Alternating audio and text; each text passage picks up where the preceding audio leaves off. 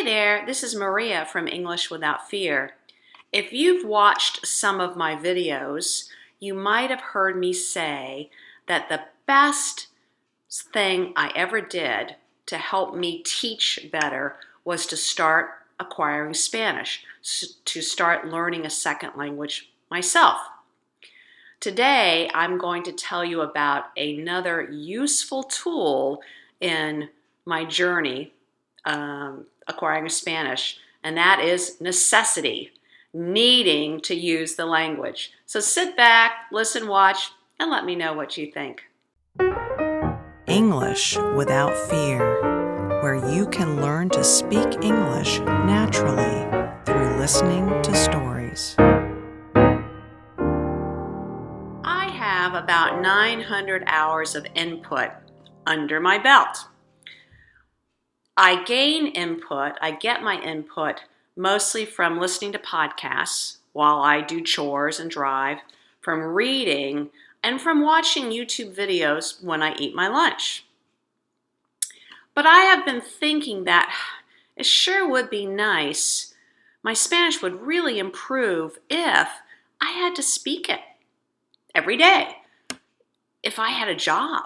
But actually, I don't want a job. I don't want to have to do something every day. So what I have done is I have found a new place to volunteer. I tried volunteering at an established ESL class here in Huntsville, Alabama, but after a few months, the director of the program made it very clear that she did not want me to help out because I use the input method, like these videos. Her program is all about correcting people's pronunciation and teaching grammar rules. Maybe those things are important, but not for many, many hours. I know that somebody trying to correct my grammar or my pronunciation, it doesn't help me.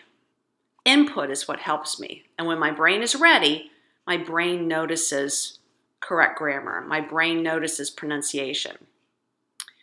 So I was looking for another way to use my Spanish, and somebody told me that the local pregnancy resource center for women here in Huntsville needed Spanish speakers.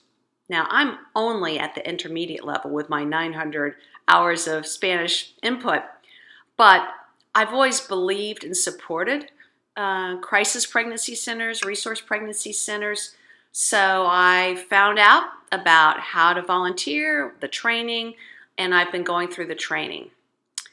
And I want to share with you what has happened the last 2 times. I have been trained to be an intake counselor. That means when a woman comes into the center, and usually they want to find out if they're pregnant and they need resources, after they fill out paperwork, a counselor sits down with them in a private room for about 45 minutes, talks with them, goes over paperwork, does a pregnancy test with their pee, their urine, and then listens to them, helps them think about their options.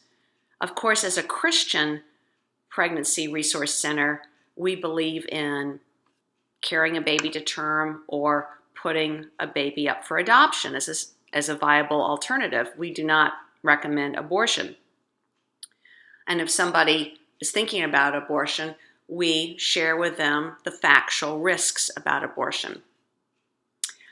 I have found out that about 1 in every 3 or 4 women who come into the center are Hispanic.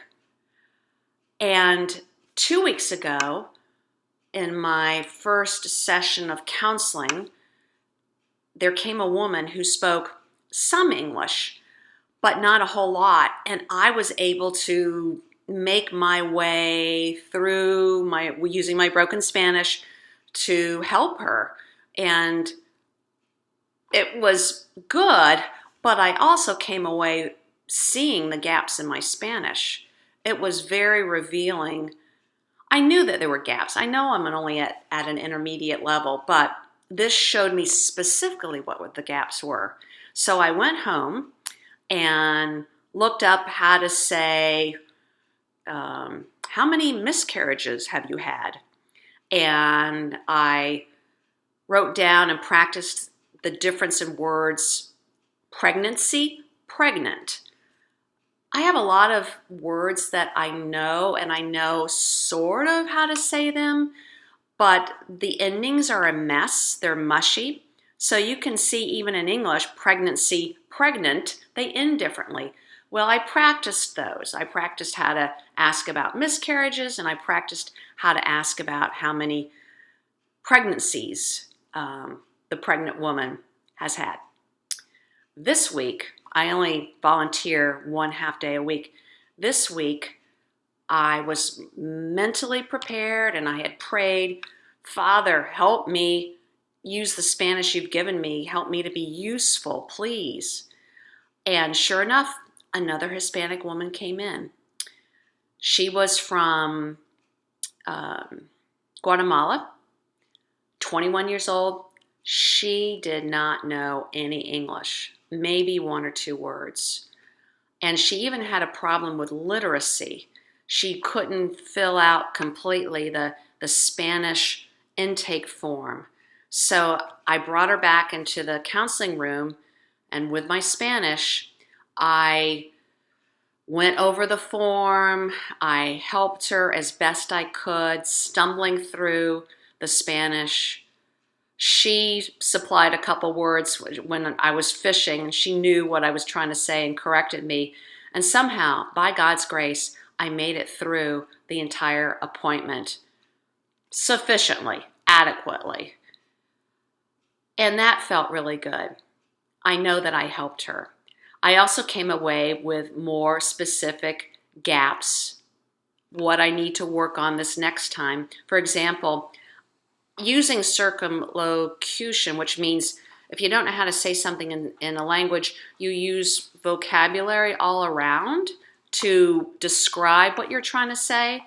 So using circumlocution, I said to her, because her pregnancy test was negative, you can come back in 2 weeks if your period still hasn't started. Well, I went home and looked up how to say that properly, and I wrote that down, and I'm going to practice it. And I will be better prepared for next time. But what this is doing for me, and I think it's appropriate only at the intermediate level, what this is doing for me is it's forcing me to use the Spanish I have, and it's showing me specifically what I need for the next occasion. Nobody's correcting me. Nobody's saying you need to learn this, you need to learn that. I want to fill in these gaps. I need this vocabulary. I need these phrases. So I believe that necessity is a very useful tool for all language learners once you get to the intermediate level. And I'd say intermediate level is probably with 600 or more hours of input. So that's my experience. What about you? What do you think? Have you had to use a language? Or if you haven't started acquiring a second language and you're a ESL teacher or a teacher of another language, are you finding that your students pick up more English, make more progress when they have to use it? Tell me about it. Leave me a comment below this video. And if you would like a transcript, if you are an English language learner, intermediate, and you would like a transcript for today's episode, just go to my website, www.englishwithoutfear.com, and there you'll be able to download a transcript and see the other transcripts as well. Well, that's it for this episode. I'm Maria from English Without Fear. Talk to you next time. Thanks for watching. For questions or comments, here is my email: